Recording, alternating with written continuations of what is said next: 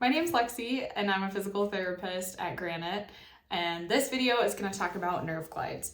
So I want to start off by giving you a nerd alert. We're going to get into some of the nitty-gritty of the nervous system, and if that's more than you have capacity for right now because your symptoms are really bugging you, that's totally fine. Glaze over the nerdy parts, but circle back when you're feeling better. So I want to start this video with a pop quiz. It's only one question.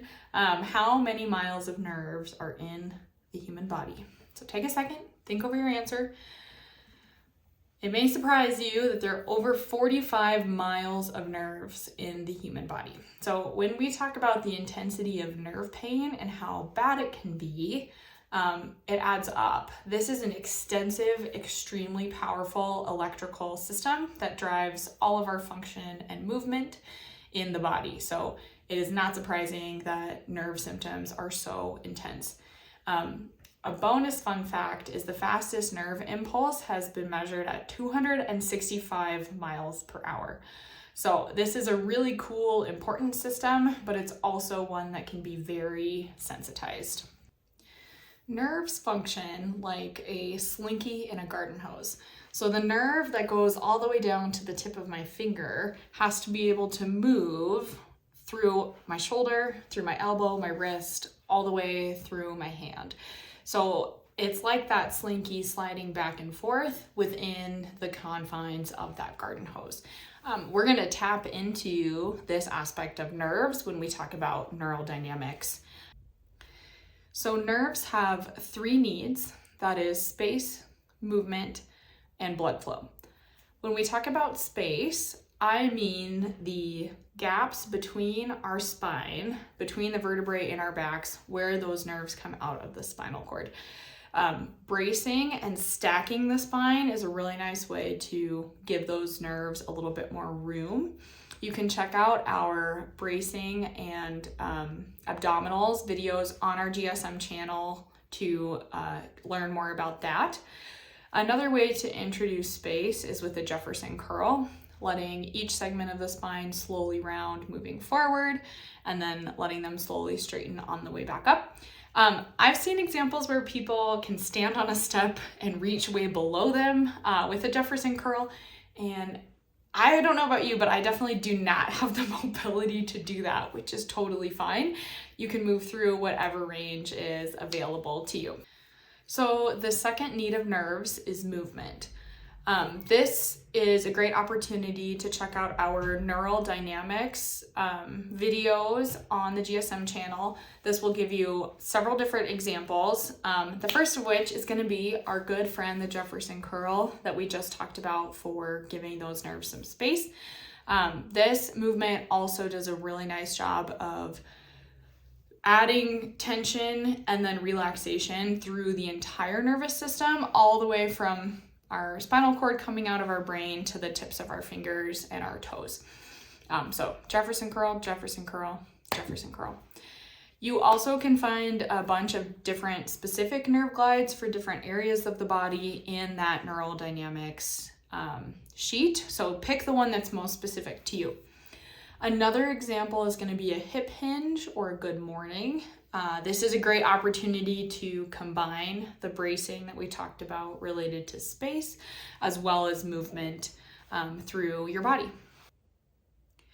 With those specific nerve glides, just like with the Jefferson curl, I want you to use the mantra, touch it, tease it, test it, and tame it. What this means is I want you to move through whatever glide is relevant to you. I want you to move through that motion far enough to reproduce your nerve tension symptoms. I don't want you to hang out there. I don't want you to spend time with that nerve under tension because it's not going to feel good. But I do want you to move enough to reproduce those symptoms, poke in and out of that tension. One fun fact is that the fourth part of this mantra, the tame it portion, actually came from a patient here at Granite. So it's pretty cool that all of the other patients get to benefit from that insight. A couple examples of those specific nerve glides would be median nerve glide, where you're straightening your hand, straightening your elbow with your palm facing away. Another median nerve glide that you may be familiar with is the prayer hands, can be really helpful for carpal tunnel-like syndromes. And then also using a sciatic nerve glide, laying on your back with a strap to provide a little bit of support for a nerve glide to the sciatic nerve. Okay, so the third and final need of a nerve is blood flow. Our bodies are really good at keeping all of our blood, or most of our blood, between our head and our vital organs for obvious reason. We like having our blood flow in that area. But what this means is we need to go out of our way to get additional blood flow to those other tissues, including our nervous system. A lot of blood flow is going to come from the same exercises we've talked about. Movement is a great way to pump more blood into an area. So the hip hinges, the good mornings, even the Jefferson curls for the third time will help meet the needs of your nerves. Those specific nerve glides that are more targeted to the area giving you trouble will also help provide more blood flow. The last piece of the puzzle related to blood flow is going to be some aerobic exercise, and we really prefer sprint cycles. So what this means, whether you're riding a bike, walking, using a rowing machine, means you have a faster output, a burst of speed, followed by a period of relative rest. So, for example, I might hop on the bike, go as fast as I can for 30 seconds, and then slow for 30 seconds as a nice recovery. That cycling back and forth helps bring more blood to our tissues than just going at a slow pace the entire time.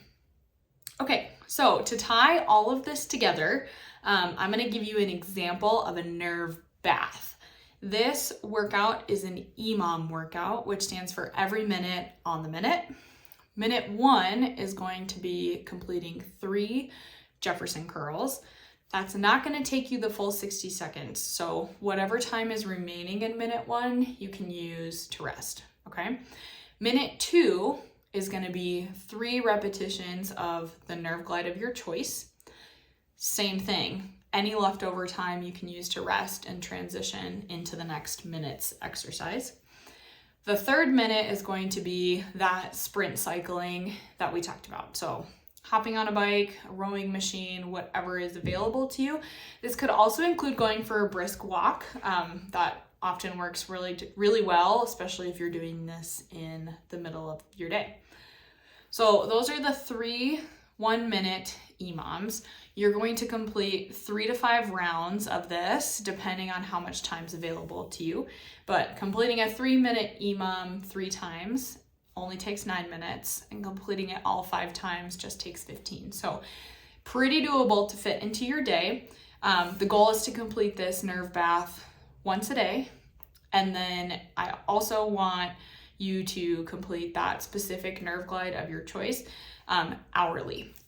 Don't wake up in the middle of the night to do your nerve glides, unless that's where, like, if you sleep like I do, and your hands fall asleep, then maybe do it in the middle of the night to help with that numbness and tingling. But completing that glide of choice 3 to 5 times hourly throughout your day will help bring in more blood flow to that nerve. So in conclusion, our nerves have 3 needs, that is space, movement, and blood flow. We know that our nervous system is incredibly powerful and incredibly sensitive, which is why our nerves can give us some feedback and have some pretty uncomfortable symptoms associated with them. But providing that nerve bath and really bringing space, movement, and blood flow into those nerves is what's going to help decrease the intensity of that system and improve symptoms. Thanks for watching.